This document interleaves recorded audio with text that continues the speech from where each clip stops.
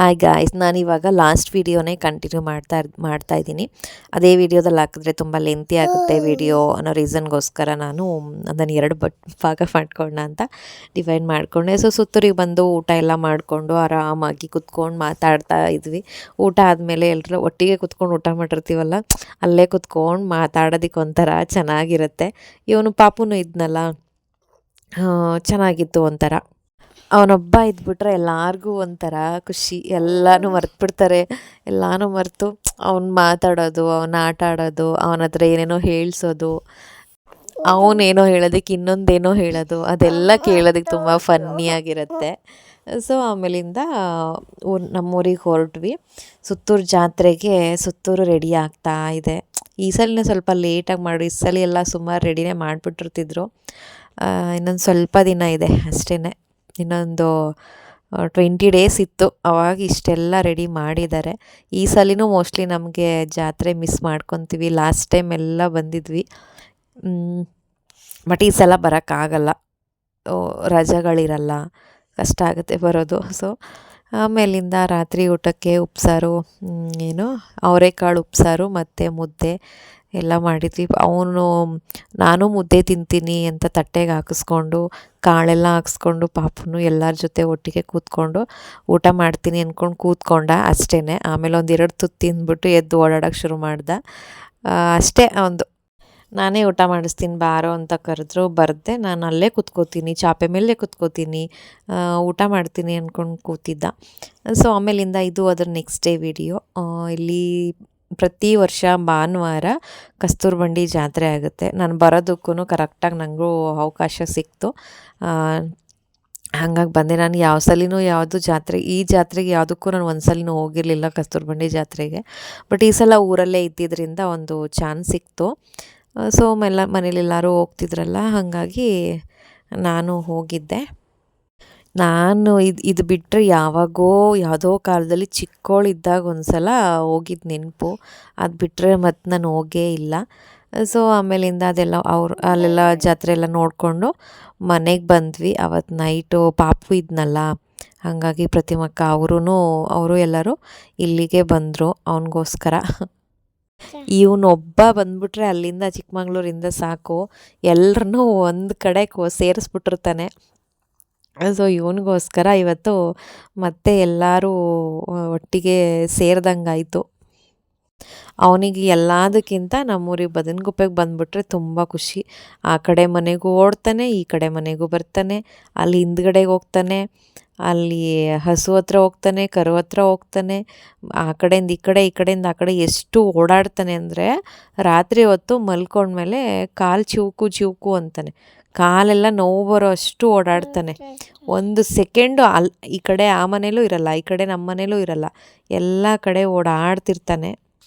And ಇದು ಅದರ next day video. ನಾನು 2 ದಿವಸಕ್ಕೆ ಅಂತ ಅಂದ್ಕೊಂಡು ಬರಬೇಕಾದ್ರೆ, ಬಟ್ ಇಲ್ಲಿ ಹಂಗಂಗೆ ದಿನಗಳು ಮುಂದಕ್ಕೆ ಹೋದಷ್ಟು ಎಷ್ಟೋ ನನಗೆ ಉಳ್ಕೊಂಡಿರೋ ಅಂಥ ಕೆಲಸಗಳೆಲ್ಲ ಕ್ಲಿಯರ್ ಮಾಡಿಕೊಂಡೆ. ಅವಾಗೆಲ್ಲ ಇದೆಲ್ಲ ಯಾವುದೋ ಒಂದು ಕಾಲದಲ್ಲಿ ತೊಗೊಂಡಿರೋ ರೆಡಿಮೇಡ್ ಬ್ಲೌಸ್ಗಳು ಇವಾಗ ಹಾಕಕ್ಕೆ ಹೋದರೆ ಆಗ್ತಾಯಿಲ್ಲ. ಲೂಸ್ ಆಗುತ್ತೆ, ಇಲ್ವಾ ಟೈಟ್ ಆಗುತ್ತೆ. ಸೊ ಅದೆಲ್ಲ ಬ್ಲೌಸ್ ಎಲ್ಲ ರೆಡಿ ಮಾಡಿಕೊಂಡೆ. ಆಮೇಲಿಂದ ಇದು ನಮ್ಮಮ್ಮನ ಮದುವೆ ಸೀರೆ. ಅಷ್ಟು ದಿವಸದಿಂದ ನನ್ನ ಕಣ್ಣಿಗೆ ಬಿದ್ದಿರಲಿಲ್ಲ, ಇವಾಗ ನನ್ನ ಕಣ್ಣಿಗೆ ಬಿತ್ತು. ಯಾಕೋ ಗೊತ್ತಿಲ್ಲ, ತುಂಬ ಇಷ್ಟ ಆಯಿತು ಇದನ್ನು ಸೀರೆ ಹಾಕೋಬೇಕು ಅಂತ. ಮದುವೆ ಟೈಮ್ಗೆ ಯಾವಾಗಾದರೂ ಹಾಕೊಳ್ಳೋಣವಾ ಅಂದ್ಕೊಂಡು ಯೋಚನೆ ಮಾಡಿದೆ. ಮದುವೆಗೆ ನೈಟ್ ಹಾಕೊಂಬಿಡೋಣವಾ ಈ ಸೀರೆನ ಅಂದ್ಕೊಂಡು ತಗೊಂಡೆ. ಆಮೇಲೆ ನೋಡಿದ್ರೆ ಇದು ಎಲ್ಲ ಸಿಲ್ವರ್ ಇದೆ, ಬಾರ್ಡ್ರೆಲ್ಲ ಸಿಲ್ವರ್ ಇತ್ತು. ಮತ್ತಿನ್ನು ಈಗ ನಾನು ತೊಗೊಂಡಿರೋ ಜ್ಯುವೆಲ್ಸ್ಗೆ ಇದು ಮ್ಯಾಚ್ ಆಗೋಲ್ಲ. ನಾನು ತೊಗೊಂಬಿಟ್ಟಿರೋದು ಗೋಲ್ಡಲ್ಲಿ ತೊಗೊಂಡಿದ್ದೀನಿ, ಇದು ಸಿಲ್ವರಲ್ಲಿತ್ತು. ಸೊ ಬೇಡ ಬಿಡು, ಇನ್ಯಾವಾಗಾದರೂ ಹಾಕೊಳ್ಳೋಣ, ಇನ್ಯಾವುದಾದ್ರೂ ಫಂಕ್ಷನ್ನಿಗೆ ಅಂತ ಆಮೇಲೆ ರೆಡಿ ಮಾಡಿ ಇಟ್ಕೊತಾ ಇದ್ದೆ. ಆವಾಗೆಲ್ಲ ಹೆಚ್ಚು ಕಡಿಮೆ 30 ವರ್ಷಗಳ ಹಿಂದೆ ಏನು ಸೀರೆಗೆ ಕುಚ್ಚಾಕೋದಿರಲಿ ಅಥವಾ ಅದನ್ನು ಕಟ್ ಮಾಡಿ ಸ್ಟಿಚ್ ಅದೆಲ್ಲ ಏನೂ ಇರಲಿಲ್ಲ. ಆವಾಗ ನಮ್ಮಮ್ಮ ಮದುವೆಲಿ ಸೀರೆ ಹಾಕ್ಕೊಂಡಿದ್ದಕ್ಕೆ ಮತ್ತೆ ಅದನ್ನು ಯೂಸೇ ಮಾಡಿಲ್ಲ, ಹಾಗೆ ಇಟ್ಟಿದ್ದಾರೆ. ನಾನಿವಾಗ ಓಪನ್ ಮಾಡಿಬಿಟ್ಟು ನೋಡಿದ್ರೆ ಸೆರಗೆಲ್ಲ ಕಟ್ ಮಾಡಿ ಸ್ಟಿಚ್ ಮಾಡೇ ಇಲ್ಲ. ಹಾಗಾಗಿ ಇವತ್ತೆಲ್ಲ ರೆಡಿ ಮಾಡ್ಕೊಳ್ಳೋಣ ಅಂತ ನಾನು ರೆಡಿ ಮಾಡಿಕೊಂಡೆ. ಆ್ಯಂಡ್ ಇದು ಅದರ ನೆಕ್ಸ್ಟ್ ಡೇ ವಿಡಿಯೋ. ಹಂಗೂ ಹಿಂಗೂ ನಾವು ವಾಪಸ್ ಹೋಗೋ ಟೈಮ್ ಬಂದೇ ಬಿಡ್ತು. ಸೊ ನಾವು ತುಂಬ ದಿನಗಳಾದಮೇಲೆ ಬಸ್ಸಲ್ಲಿ ಹೋಗ್ತಾ ಇದ್ದೀನಿ. ಮುಂದೆ ಎಲ್ಲೂ ಸೀಟ್ ಖಾಲಿ ಇರಲಿಲ್ಲ ಅಂದ್ಬಿಟ್ಟು ಹಿಂದೆ ಹೋಗಿ ಕೂತ್ಬಿಟ್ಟಿದ್ದೆ. ಫೋನೆಲ್ಲ ಫುಲ್ಲು ಶೇಕ್ ಆಗ್ತಿತ್ತು, ಹಂಗಾಗಿ ವೀಡಿಯೋನು ಹಾಗೆ ಶೇಕ್ ಆಗ್ತಿದೆ. ಸೊ ಒಂಥರ ಬಸ್ಸಲ್ಲಿ ಹೋಗೋದು ಇವಾಗ ಒಂಥರ ಖುಷಿ ಕೊಡುತ್ತೆ. ಅವಾಗೆಲ್ಲ ಬೇಜಾರು ಅನಿಸೋದು ಕಾಲೇಜ್ಗೆ ಹೋಗೋ ದಿನದಲ್ಲೆಲ್ಲ ಬಸ್ಸಲ್ಲಿ ಓಡಾಡೋದು ಅಂದರೆ. ಬಟ್ ಈಗ ಬಸ್ಸಲ್ಲಿ ಅವಾಗವಾಗ ಈ ಥರ ಓಡಾಡೋದು ಒಂದು ರೀತಿ ಖುಷಿನೇ ಕೊಡುತ್ತೆ. ನಾನು ಹಳೆಯ ದಿನಗಳೆಲ್ಲ ನನಗೆ ನೆನಪಾಗ್ತಿತ್ತು. ಕಾಲೇಜ್ಗೆ ಹೋಗ್ಬೇಕಾದ್ರೆ ಇದು ಕಡ್ಕೊಳದಲ್ಲಿ ಅಲ್ಲೊಂದು ದೇವಸ್ಥಾನ ಇದೆ. ನಾನು ಅದಕ್ಕೆ ಪ್ರತಿ ದಿವಸ ದೇವ್ರಿಗೆ ಕೈ ಮುಗಿತಿದ್ದೆ. ನನಗೇನೋ ಒಂದು ಪಾಸಿಟಿವ್ ವೈಬ್ಸ್, ಆ ದೇವ್ರಿಗೆ ಕೈ ಮುಗಿದಾಗ ಅವತ್ತಿನ ದಿನ ನಂದು ಚೆನ್ನಾಗಿರುತ್ತೆ ಅಂತ. ಸೊ ನಮ್ಮ ಕಾಲೇಜ್ ನೋಡಿದ್ದು ಇಲ್ಲಿ ಗಂಟೆಗಟ್ಟಲೆ ಸಂಜೆ ಹೊತ್ತು ಬಸ್ಗೋಸ್ಕರ ಕಾಯ್ತಾ ನಿಂತ್ಕೊತಿದ್ದೆ. 4 ಗಂಟೆಗೇನೋ ಕ್ಲಾಸ್ ಮುಗೀತಿತ್ತು ಅನಿಸುತ್ತೆ. ಎಷ್ಟೋ ದಿನ 5 ಗಂಟೆ 5:30 ತನಕನೂ ಬಸ್ಗೋಸ್ಕರ ವೆಯ್ಟ್ ಮಾಡ್ತಿದ್ದೆ. ಇಲ್ಲಿ ಎಷ್ಟೋ ಬಸ್ಗಳು ಸ್ಟಾಪ್ ಕೊಡ್ತಾನೆ ಇರಲಿಲ್ಲ, ಹಂಗಂಗೆ ಹೊರ್ಟೋಗ್ಬಿಡೋರು. ಅದೆಲ್ಲ ನನಗೆ ನೆನಪಾಗ್ತಾ ಇತ್ತು. ಯಾರ್ಯಾರು ಈ ಊಟಿ ರೋಡ್ JCSಲ್ಲಿ ಓದಿದವ್ರು ಯಾರಾದರೂ ಈ ವಿಡಿಯೋ ನೋಡ್ತಿದ್ರೆ ನನಗೆ ಕಮೆಂಟ್ ಮಾಡಿ ಆಯಿತಾ. ನನಗೆ ನನ್ನ ಲೈಫಲ್ಲೇ ತುಂಬ ಹ್ಯಾಪಿ ಮೂಮೆಂಟ್ಸ್ ಸಿಕ್ಕಿರೋದೇ, ನಂಗೆ ನೆನಪಲ್ಲಿ ಉಳ್ಕೊಂಡಿರೋದೇ ನನ್ನ ಮಾಸ್ಟರ್ ಡಿಗ್ರಿನಲ್ಲಿ. ನಾನು ಆವಾಗ ಎಂಜಾಯ್ ಮಾಡಿದಷ್ಟು ಇನ್ಯಾವುದ್ರಲ್ಲೂ ನಾನು ಎಂಜಾಯ್ ಮಾಡಿಲ್ಲ. ಒಂಥರ ಅವತ್ತಿನ ದಿನಗಳೇ ತುಂಬಾ ಚೆನ್ನಾಗಿತ್ತು. ಇವತ್ತಿಗೂ ನನಗೆ ವಾಪಸ್ ಅದೇ ದಿನಗಳು ಬೇಕು ಅಂತ ಅನಿಸುತ್ತೆ. ಸೊ ಆಮೇಲಿಂದ ನಾನು ಬಂದು ಇಳಿಯೋ ಅಷ್ಟರಲ್ಲಿ ಪ್ರತಿಮಕ್ಕ ಅವರೆಲ್ಲ ಬಂದಿದ್ದರು. ಆಮೇಲೆ ಎಕ್ಸಿಬಿಷನ್ಗೆ ಹೋಗೋಣ ಅಂದ್ಕೊಂಡು ಬಂದ್ವಿ. ಮುಂಚೆನೇ ಪ್ಲ್ಯಾನ್ ಇತ್ತು, ಸೊ ಸ್ವಲ್ಪ ಬೇಗನೆ ಹೊರಟ್ಬಿಟ್ಟಿದ್ದೆ. ಈ ಸಲ ತುಂಬ ಚೆನ್ನಾಗಿ ಮಾಡಿಬಿಟ್ಟಿದ್ದಾರೆ ಲಾಸ್ಟ್ ಟೈಮ್ಗೆಲ್ಲ ಕಂಪೇರ್ ಮಾಡಿದ್ರೆ. ಕೂತ್ಕೊಳ್ಳೋದಕ್ಕೆಲ್ಲ ಚೆನ್ನಾಗಿ ಮಾಡಿದರು. ಓಡಾಡಿ ಸಾಕಾಯಿತು. ಒಂದು ಸ್ವಲ್ಪ ಹೊತ್ತು ಕೂತ್ಕೋಬೇಕು ಅಂದ್ರೂ ಏನೂ ಸಿಗ್ತಾ ಇರಲಿಲ್ಲ. ಅವಾಗೆಲ್ಲ ಜಾಗನೇ ಇರ್ತಿರ್ಲಿಲ್ಲ. ಒಂಥರ ಫ್ರೀಯಾಗಿದೆ ಅಂತ ಅನ್ನಿಸ್ತು, ದೊಡ್ಡದಾಗಿದೆ ಅಂತ ಅನ್ನಿಸ್ತು. ಈ ಸಲ ಮಾತ್ರ ಚೆನ್ನಾಗಿ ಮಾಡಿದ್ದಾರೆ. ಪ್ರತಿಮಕ್ಕ ಅವರೆಲ್ಲ ಆಲ್ರೆಡಿ 2 ಸಲ ನೋಡ್ಕೊಂಬಂದ್ಬಿಟ್ಟಿದ್ರು. ಈಗ ನನಗೋಸ್ಕರ ನಾನು ಹೋಗಿರ್ಲಿಲ್ವಲ್ಲ ಅಂತ ನನಗೋಸ್ಕರ ಬಂದಳು ಪಾಪ.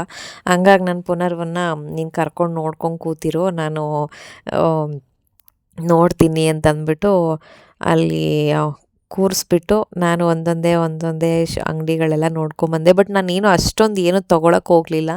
ಯಾಕಂದರೆ ಗೊತ್ತಿರೋದೆ ಹೊರ್ಗಡೆಗಿಂತ ಎಕ್ಸಿಬಿಷನಲ್ಲಿ ಸ್ವಲ್ಪ ಪ್ರೈಸ್ ಜಾಸ್ತಿ ಇರುತ್ತೆ.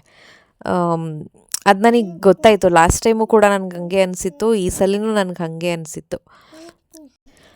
ಸೊ ಅದು ಗೊತ್ತಿದ್ದರಿಂದ, ಯಾಕಂದರೆ ಇವಾಗ ಹ್ಯಾಂಡ್ ಬ್ಯಾಗೆಲ್ಲ ಹೊರ್ಗಡೆ 200 ರುಪೀಸ್ಗೆಲ್ಲ ಆದರೆ ಇಲ್ಲಿ ಅದೇ ಸೇಮ್ ಟು ಸೇಮ್ ಅದೇ ಇರುತ್ತೆ. ಅದಕ್ಕೇ ಅವರು 250 ರುಪೀಸ್ ಹೇಳ್ತಾರೆ. ಮತ್ತು ಬಾರ್ಗಿನ್ ಎಲ್ಲ ಇಲ್ಲ, ಕೇಳಿದಷ್ಟು ಕೊಟ್ಬಿಟ್ಟು ಬರ್ತಿರಬೇಕು.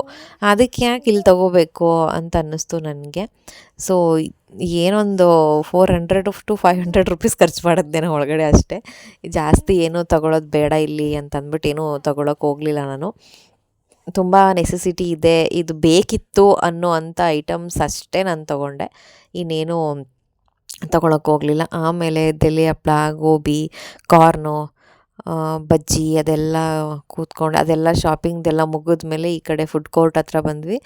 ಅಲ್ಲಿ ಒಂದಷ್ಟು ಐಟಮ್ಸ್ ಎಲ್ಲ ತಿಂದ್ಕೊಂಡು ಒಂದಷ್ಟೊತ್ತು ರೆಸ್ಟ್ ಮಾಡಿದ್ವಿ ಅಲ್ಲೇ ಕೂತ್ಕೊಂಡು. ಯಾಕಂದ್ರೆ ಅಲ್ಲೆಲ್ಲ ಓಡಾಡಿ ಸಾಕಾಗಿತ್ತಲ್ಲ, ಹಾಗಾಗಿ ಒಂದು 10 ನಿಮಿಷ 1/4 ಗಂಟೆ ಕೂತಿದ್ವಿ. ನನಗೆ ಈ ಮನೆ ತುಂಬ ಇಷ್ಟ ಆಯಿತು. ಕಟ್ಟಿದ್ರೆ ನೋಡಿ ಇಂಥ ಮನೆ ಕಟ್ಟಬೇಕು ಅಂತ ಅನಿಸುತ್ತೆ ನನಗೆ.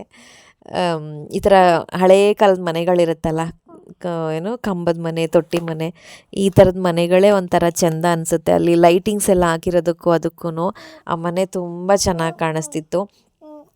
ಸೊ ಇಲ್ಲಿ ಪುನರ್ವನ್ನ ಯಾವ್ಯಾವ್ದ್ರಲ್ಲಿ ಕೂರಿಸ್ಬೋದೋ ನೋಡಿದೆ. ಸುಮ್ಮನಿರಪ್ಪ, ಅದ್ರಲ್ಲಿ ಕೂರ್ಸೋಣ ಅಂದ್ಬಿಟ್ಟು. ಆಮೇಲೆ ಇದೆಲ್ಲ ಫ್ರೀ ಇರೋದ್ರಿಂದ ಮಕ್ಕಳು ಒಂದ್ಸಲ ಕೂತ್ಕೊಂಡ್ರೆ ಇಳಿಯೋದೇ ಇಲ್ಲ. ಸೊ ಆಮೇಲೆ ಒಂದು 2 ನಿಮಿಷ ಕೂರಿಸ್ತೀವಿ ಬಿಡಪ್ಪ ಅಂದ್ಬಿಟ್ಟು ಹೇಳಿ ಕೂರಿಸ್ಕೊಂಡು ಇಲ್ಲೊಂದಷ್ಟು ಆಟ ಆಡಿಸ್ಕೊಂಡು, ಅವನಿಗೆ ಎಲ್ಲದಕ್ಕಿಂತ ಈ ಲಾಲಿ ತುಂಬ ಖುಷಿ ಕೊಡ್ತು. ಇಳಿದು ಬಾರೋ ಅಂದರೆ ಅವನು ಇಳಿದ್ಬಿಟ್ಟು ಬರೋದಕ್ಕೆ ರೆಡಿ ಇಲ್ಲ, ಅಷ್ಟು ಎಂಜಾಯ್ ಮಾಡ್ತಿದ್ದ ಲಾಲಿನ. ಇವಾಗ ಲಾಲಿ ಎಲ್ಲ ಇಲ್ವಲ್ಲ ಒಂದು, ಅವಾಗ ಇಲ್ಲ ಈ ಥರ ಲಾಲಿ ಇವಾಗ ಅವನಿಗೆ ಖುಷಿ ಕೊಡುತ್ತೆ. ಸೊ ಆಮೇಲಿಂದ ಒಂದು ಅಲ್ಲಿ ಹೆಲಿಕಾಪ್ಟರ್ ಇತ್ತು ಅದ್ರಲ್ಲಿ ಕೂರ್ಸೋಣ ಅಂತ ಅಂದ್ಬಿಟ್ಟು ಟಿಕೆಟು ತೊಗೊಂಬಿಟ್ಟಿದ್ದೀನಿ. ಆ ಯಪ್ಪ ಕರ್ಕೊಂಡೋಗಿ ಕೂರಿಸಿದ್ದಾನೆ, ಬೆಲ್ಟ್ ಎಲ್ಲ ಹಾಕಿ ರೆಡಿ ಮಾಡಿ ಡೋರ್ ಕ್ಲೋಸ್ ಮಾಡಿದ್ದಾರೆ. ಅಷ್ಟಕ್ಕೆ ಇವನು ಜೋರು ಅಳಕ್ಕೆ ಶುರು ಮಾಡ್ದ. ಒಬ್ಬನೇ ಬೇರೆ ಇದ್ದ. ಅವನಿಗೆ ಭಯ ಆಯಿತು, ಏನೋ ಗೊತ್ತಿಲ್ಲ, ಫುಲ್ಲು ಅಳೋದಕ್ಕೆ ಶುರು ಮಾಡಿಬಿಟ್ಟ. ನಾನು ಬಿಡಪ್ಪ ಹೋಗಲಿ ಅಂದ್ಬಿಟ್ಟು ಕರ್ಕೊಂಬಿಟ್ಟೆ. ಅವ್ನು ಖುಷಿಯಾಗಲಿ ಅಂತ ಕೂರಿಸೋದು, ಅವ್ನು ಅಳೋದಾದರೆ ಅದಕ್ಕೇನಿಗೆ ಕೂರಿಸ್ಬೇಕು ಅವನ್ನ, ಬೇಡ ಬಿಡು, ದುಡ್ಡು ಹೋದರೆ ಹೋಯ್ತು ಬಿಡು ಅಂದ್ಬಿಟ್ಟು ಕರ್ಕೊಂಬಿಟ್ಟೆ.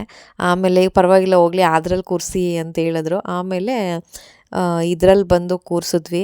ಕೂತ್ಕೊಂಡು ಆಟ ಆಡ್ದ, ಬಟ್ ಏನೂ ಎಂಜಾಯ್ ಮಾಡಲಿಲ್ಲ. ಅಷ್ಟು ಅವನಿಗೇನು ಖುಷಿ ಕೊಡಲಿಲ್ಲ. ಕೊನೆಯಲ್ಲಿ ಸಾಕು ಸಾಕು ಇಳಿತೀನಿ ಅನ್ನೋದಕ್ಕೆ ಶುರು ಮಾಡ್ದ. ಅದರ ಪಕ್ಕದಲ್ಲಿ ಡಕ್ಕೆಲ್ಲ ಇತ್ತು, ಅದರಲ್ಲಿ ಕೂತ್ಕೋಬೇಕು ಅಂತ ಇಷ್ಟಪಡ್ತಿದ್ದಾನೆ, ಬಟ್ ಅವರು ಕೂರಿಸ್ತಾ ಇಲ್ಲ. 4 ವರ್ಷದ ಮೇಲ್ಪಟ್ಟಿರೋ ಮಕ್ಳಿಗೆ ಅಷ್ಟೇ ಅದು ಕೂರಿಸೋದು, ಸಣ್ಣ ಮಕ್ಕಳಿಗೆಲ್ಲ ಕೊಡಲ್ಲ ಅಂತಂದ್ಬಿಟ್ಟು ಅವ್ರು ಕೊಡ್ತಾ ಇಲ್ಲ. ಸೊ ಕೊನೆಯದಾಗಿ ಇದ್ರಲ್ಲಿ ಕೂತ್ಕೊಂಡ, ಬಟ್ ಅವ್ನಿಗೇನು ಅಷ್ಟೊಂದು ಮಜಾ ಕೊಡಲಿಲ್ಲ ಅನಿಸುತ್ತಿದ್ದು.